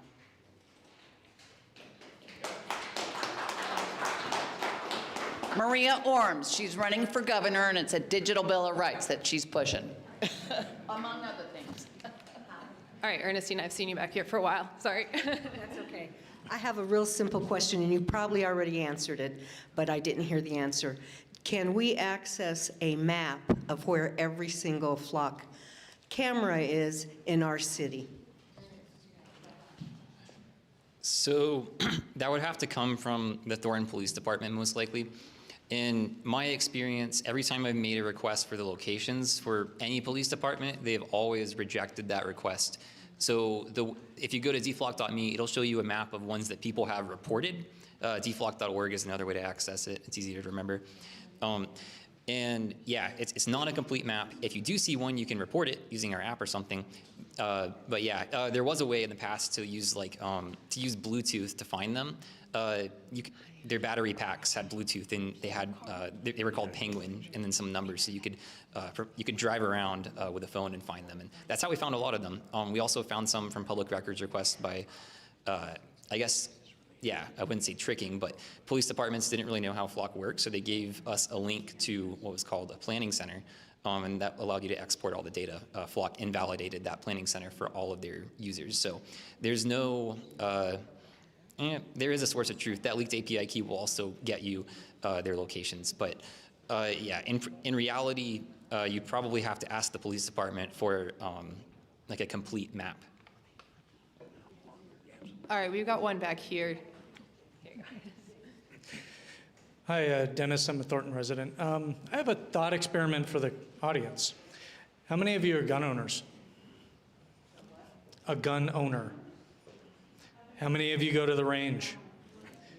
How many of you are comfortable with the government being able to surveil how often you go to the range, which ranges you go to, what routes you take, what firearms you might be carrying, style, because they obviously can't see inside your case, but they'll know how many handguns you might have, how many long guns you might have, and they'll know exactly where you are and when you are if you're habitual. Just putting it out there. I just want to add to that really quickly, because I think this is something that's really important to consider in the context of this issue, which is this is an issue that affects everybody. Anybody who has driven a car has most likely been swept up in one of these databases. In most cases, you can think of whatever issue it is, whether it's gun rights, whether it's reproductive rights, any of those things that people care about and that they're concerned about. And so this is something that crosses partisan lines. This is, we've seen Republican legislators also introduce regulations for license plate readers as well as Democrats. It's something that really people get together and agree on. And so that's something that's very powerful, and that as organizers and activists and people who just care, something that you can really use as a tool to get people to think critically about these issues. Awesome, we've got one back here. Ironically, this actually relates to your statement as well. We have several Thornton City Council folks here, which I thank you very much for coming. I would like to express a concern regarding this tendency for the contracts to be created outside of City Council. Thornton recently, very recently, just hired a new chief of police about 8 months ago. And right after hiring him, in fact, within 2 weeks of hiring him, he had an accidental discharge of his weapon in a residential neighborhood. Yeah, without charges being pressed. I have real concerns about our new chief of police making this decision for Thornton. I would like to thank the city council members who are here and express how significant it is that they be involved in this process and that it not be made by someone who is so new. And although I also want to thank the police for their efforts, he hasn't had a lot of experience and he hasn't had a great start. Thank you. All right, we're going to come back down this way. Hi, how much money is the city of Thornton in for on the flock? Does anybody know? And I got one more question. Okay, that's great. And my answer is that we're still reviewing invoices, so I don't want to give a specific number right now. So we don't know? We don't know, but it is discoverable. It's not being hidden. Yes, the police department does know. We just don't know right now. And I do want to say that the records department was very helpful in sending those invoices. We're combing through them to try to get a better understanding for exactly what we are paying for. And I don't want to throw out any numbers publicly without really understanding the data. So, but it has been very transparent. Did we get it? Yes. Okay, and then is it a yearly fee as well? The maintenance Yes. And then I got One more second. quick question. One more quick question. That is, on the data part of this, I never really heard or I didn't understand exactly where the data is going to go, how long it's out there, can it ever be deleted or scrubbed? I mean, so if I'm flocked, I'm in for life? Yeah. I have the numbers on that. The cameras are $2,500 per camera per year. And so some cities, Norfolk being one of them, is $430,000 per year. So it's very expensive for the amount of cases that they solve. Yeah, I also heard the $2,500 per camera per year thing from a lot of my research, so it's probably somewhere around there. Oh yeah, I guess the question about how long the data is stored. I haven't checked Thornton's policy. I know most police departments, it's a 30-day retention period. You can pay for more if you want, and you can export the data if you want. We are trusting Flock to go through with that deletion process. It would have to be audited if we wanted to know if it was actually deleted. And I don't think that's happened yet. Colorado law allows for longer than 30 days. I think it's like 3 years or a year or something like that. I can't remember exactly, but they allow for much longer what these police departments are doing. How many cameras do we have in the city? Can you answer? Yeah, I can. The city says we have 16 cameras, 15 are stationary, 1 is mobile on our Flock system. Yep.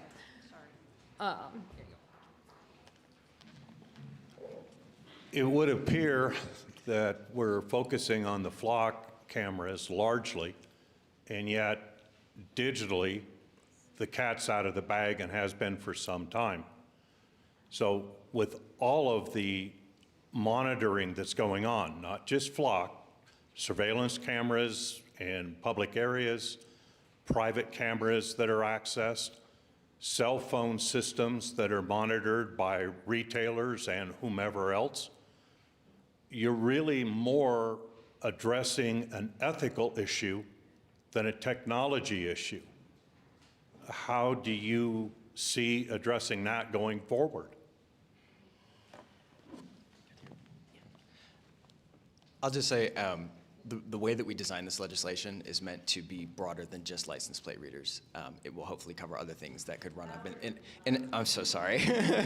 It'll hopefully cover other things that will crop up in the future. But I'll also say this is why the Institute for Justice started our project on the Fourth Amendment, because we see these types of violations happening in many different areas, not just in terms of license plate readers. Yeah, and similarly, we're working with some folks on Denver City Council right now to draft a bill looking at surveillance technology as a whole and the city's use of surveillance technology, not necessarily just law enforcement, to ensure the kind of closing of those loopholes of aggregating all of the data from all of the different types of technology and putting some pretty stringent parameters around that with warrant requirements and things like that. But I think ultimately, I mean, if we focus all of our effort on just Flock, right, we're not going to get anywhere. A new company is going to pop up with the exact same technology. Motorola already has, other companies already have. You can't attack the specific technology itself, but rather how the technology is used as a whole, and really look at how to meaningfully regulate that and protect individual rights. But I think it is, to your point, just talking about Flock isn't gonna solve the problem. I think Flock is kind of like the big hot topic right now that people understand is a problem. And I think having these conversations about Flock really allows us to broaden that conversation in the future with a lot more people in community as well. I'll come to you. Yes, passing legislation that would prohibit a city from even deploying it, that would be a win. But passing legislation that requires a warrant, to me, is unenforceable on a national level. Could you speak to that, please? So this legislation is only for Colorado, so it's not on the national level. But I would say the reason that it's designed the way it is to provide a floor. Cities can go much higher in terms of protecting their residents, and that's what you all are able to voice to people. But this is to make it just so that these are more constitutional than they currently are, because right now there's not a ton of regulation around how these systems are being used throughout Colorado. And I think another important factor too is regardless of the amount of the contract, right, giving whatever legislative body that the bill is covering the authority to be the decision makers when these contracts for surveillance technology are enacted. We did it on the state level in 2022 around facial recognition specifically. And I think we really need to take steps further and broaden that to all types of surveillance technology and ensure that if any government entity is engaging in a contract to use surveillance technology, then it is going through a legislative process with a public comment period so that not only can the public engage in that conversation and voice their concerns or support, but also just be aware that it's happening, because I think what we've seen in Colorado over the past year especially is that the vast majority of the state has no idea whether or not their local government is using FLOC or other types of surveillance technology, and the vast majority of local jurisdictions are. I'm coming for you.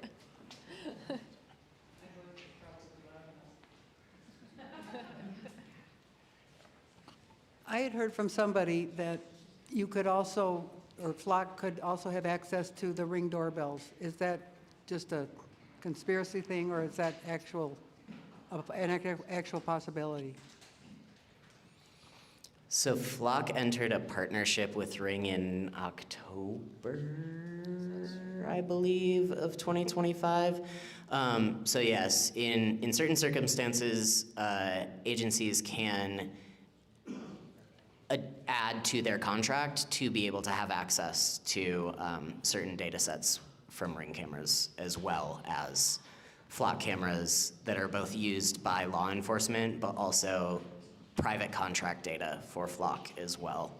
And I think Will was talking about all of the private cameras that exist too at business parking lot entrances. A lot of HOAs are contracting with FLOC, some neighborhood associations. In some circumstances, there are individual homeowners who are utilizing FLOC as well.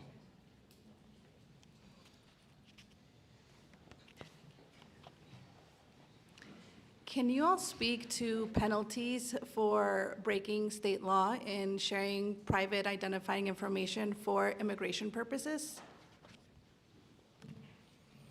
Yeah, so that penalty, if I am remembering a year ago of my life correctly, $50,000 penalty per violation, but there's also the ability to file a lawsuit to get a temporary restraining order, emergency restraining order, injunction,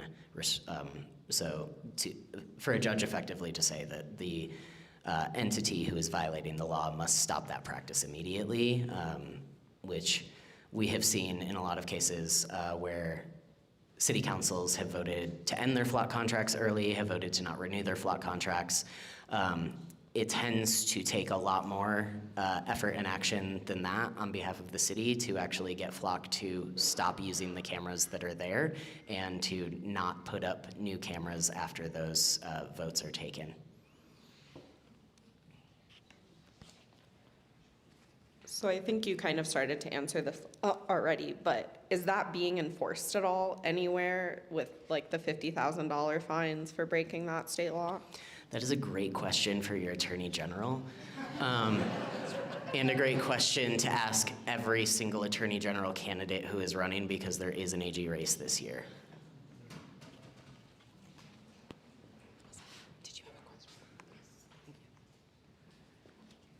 So thank you all for being here. This is a great presentation, Will. Awesome information. So you guys have given us a couple of action items tonight, which I think is good, like go to Deflock Me. I noticed that it crowdsources so we can add cameras. I saw like 5 in my neighborhood that are just like down on that map. So I think that's a really great way we can help. You also passed out the information for the license plates, which is really great. So y'all, take a picture of that if you haven't.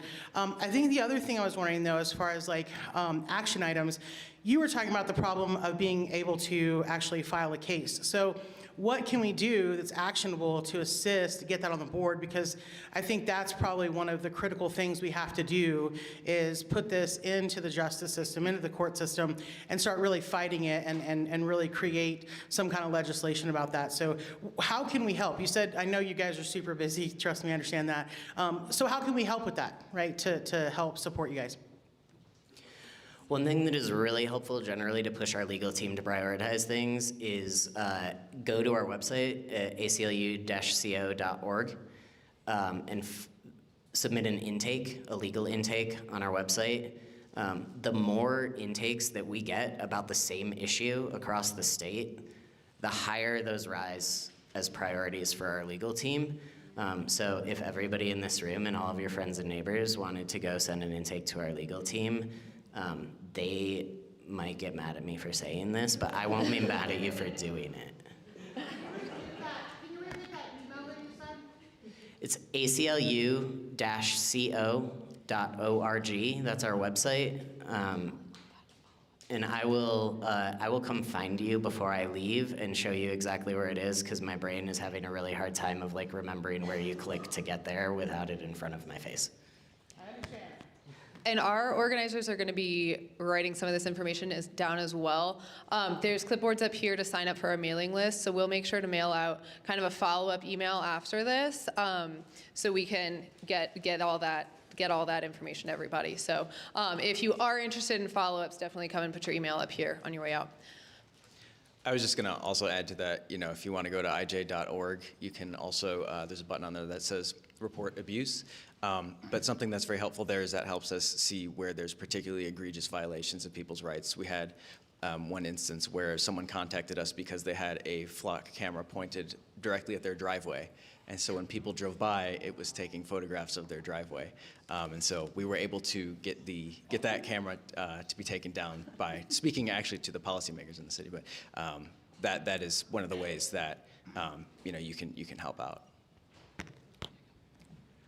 Howdy. I'm going to be the shill because these folks are way too nice to do it. The number one way that you can help all of them is donate to the ACLU, donate to the Electronic Frontier Foundation, donate to Will because they need to be able to pay to run the service, donate to any of these organizations because money helps. And if you want to accelerate this, hiring more lawyers, hiring more policy people, hiring more of those people to help out is like the number one way to do it. And I know that times are tough right now. I have been donating to the ACLU and the EFF since I got out of high school, $5 a month, basically the entire time until I started making more money to where I could give them more. So any amount helps. They're kind enough to not say anything, so I'm going to say it.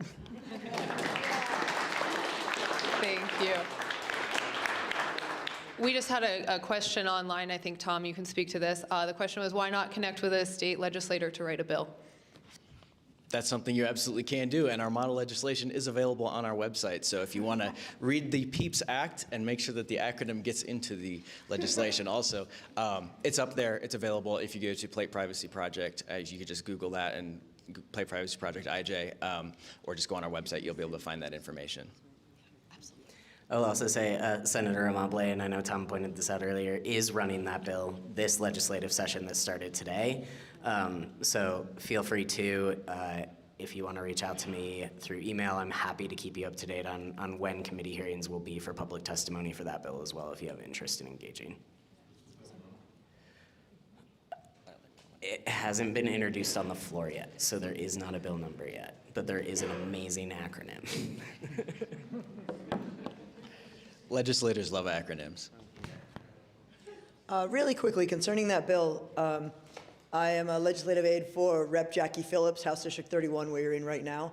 And the question is in reference to that bill. You'd mentioned that it was a model bill that was being referenced in a bill that's being presented. Can you tell me a little bit more? House bill, a Senate bill, number of the bill, something so Rep. Phillips can actually resource that. I was sending it to her as you were stating it, but no bill reference was actually given. So I'd love to have that because she does want to follow up on that. Yeah, I believe the bill is still being drafted, so I don't have that information for you right now. I can get you in contact with our legislative person who's working on that, so we can work back and forth that way. So come find me before you leave. And if we want any more evidence that Flock and Garrett Langley know what they're doing is sketchy, Will, I don't know if you will or even can speak to this, but I know he has made some comments about dflock.me, and you're bringing all this transparency to it. So clearly, he doesn't want people to know where these things are, how many there are, etc. Yeah, that's true. He called DFLOC a terroristic organization in an interview to Forbes, and compared to like some other people. And he also sent me a cease and desist last year for making the DFLOC site. I was able to get the Electronic Frontier Foundation to respond to that, so it is important to donate to the EFF. They're awesome.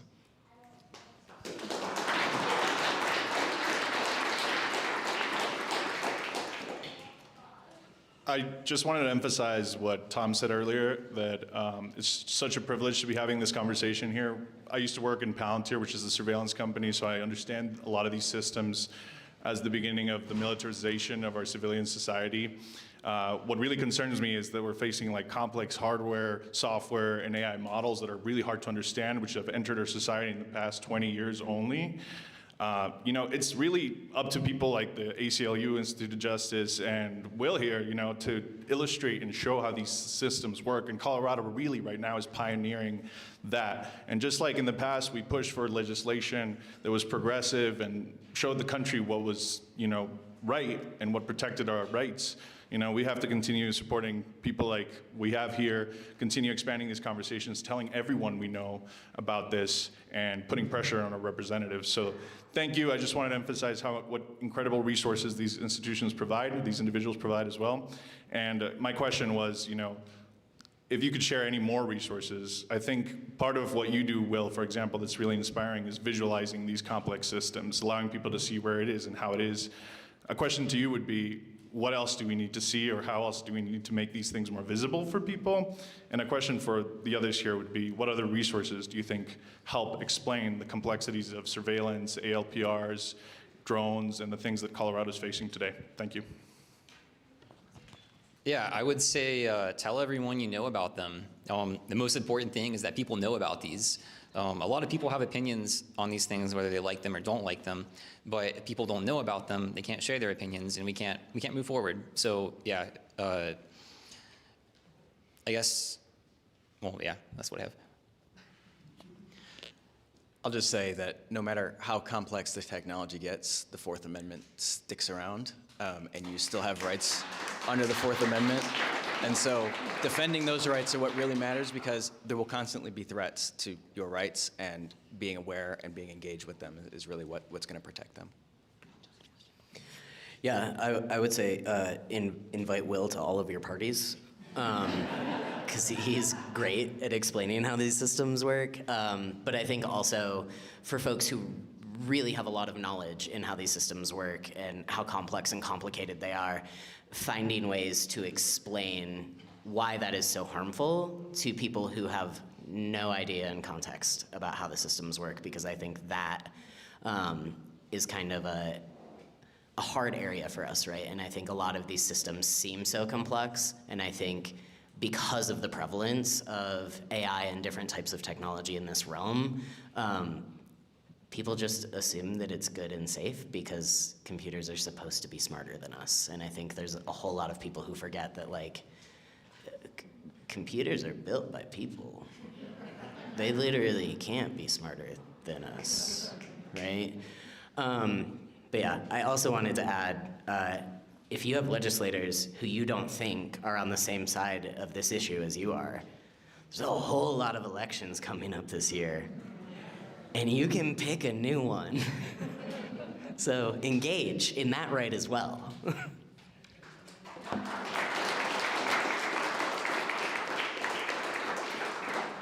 Hello, we had a question from a shy member of the audience, so I'm going to go ahead and present it on their behalf. As you know, there was a woman in Englewood who was tracked on Flock and accused of stealing packages. They actually went to arrest her. They told her, "We know you are guilty because Flock shows that you are." She had to use her own personal surveillance devices to prove them wrong. And what we want to know is, for at least certainly for those of us that don't want to have a camera on us 24/7, how should we be protecting ourselves from this potential misidentification? I think that's the risk, and I think that's why it's so important to be having these conversations, because, you know, if you lived in a box surrounded by cameras, you would be safe, but you would also be watched constantly. And I think, you know, that's just something that is why this conversation is so important. Agreed. All right, I really want to respect our venue's time, so I think we have time for about one more question before we wrap up. I'm just going to do it. There we go.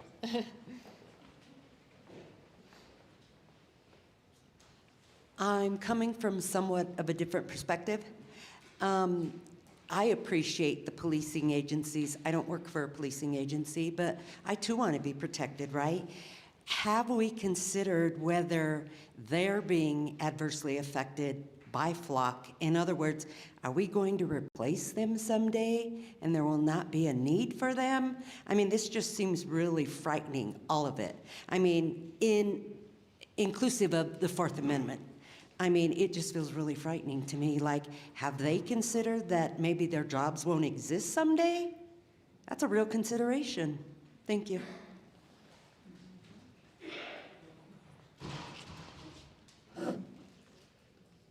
I think that's a concern to have regarding, you know, the role that this plays in law enforcement. I think the conversation really about this is, you know, what is the role this technology is playing in society? And I think, you know, I'm glad that you're here and voicing your concern from that side, that perspective. And that's, you know, why this is such a valuable conversation.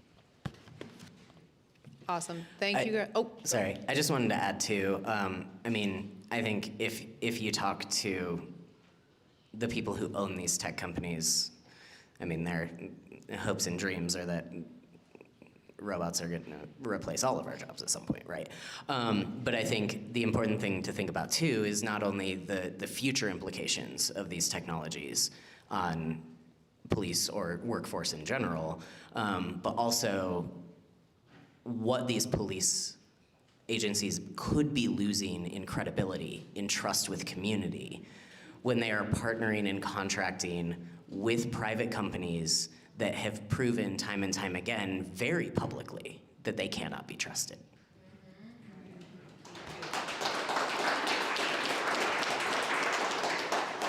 all right. Thank you so much to our panelists. Thank you so much, all of you, for being here. Before we leave, I want to just end with some quick action items, things that we can all do here in Thornton to just keep on pushing for this. So if you have not already, please sign up one of the clipboards, put your email address or your phone number if you feel comfortable. We will be sending out a follow-up from this meeting, and then we will also be sending out reminders when other events come up. So that'll be the February 3rd meeting with the police. We hope to get a lot of attendance there. And if we can schedule a second public conversation with them, we would love for all of you to be here and to be able to ask, you know, the law enforcement perspective as well. So please sign up there. There are sheets on your chairs with council member information and a QR code to find your state legislators. Now, if you need evidence that this is a grassroots movement, I mistyped the sheets. So I am gonna put a slide up here.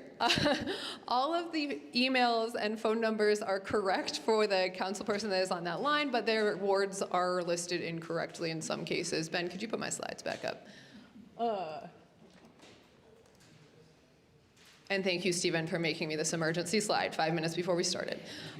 So these are corrections for the individuals who are listed wrong, if you want to write those down. Please reach out to your council people. That is how we start this conversation and keep this conversation going here in Thornton.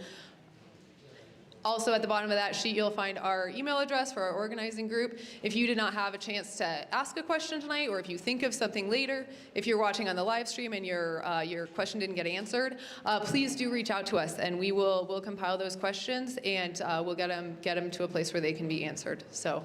Again, thank you so much. I'm going to give the mic back to Justin for a quick wrap up. We just really appreciate all of you being here. Thank you. Okay. Before you go, I just first want to say thank you to our panel. I think we should give them one more round of applause for coming.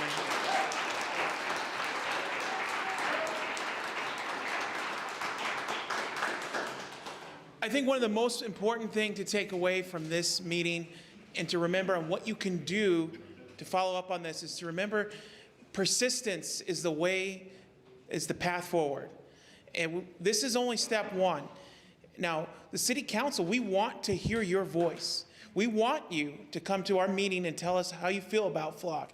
That is going to give us more power to make changes. We're empowered by this community. This is a strong community. Just showing up here is proof of that in its own. So if you can come to the council meeting, talk to me after this meeting, reach out to your council members, and please stay in contact with Meg and Stephen and this group. That's the path forward. But it's going to take some time and, more importantly, persistence. But I truly believe that we can make some positive change. And it's all going to be thanks to you. So thank you for coming, and I look forward to meeting every one of you. Thanks.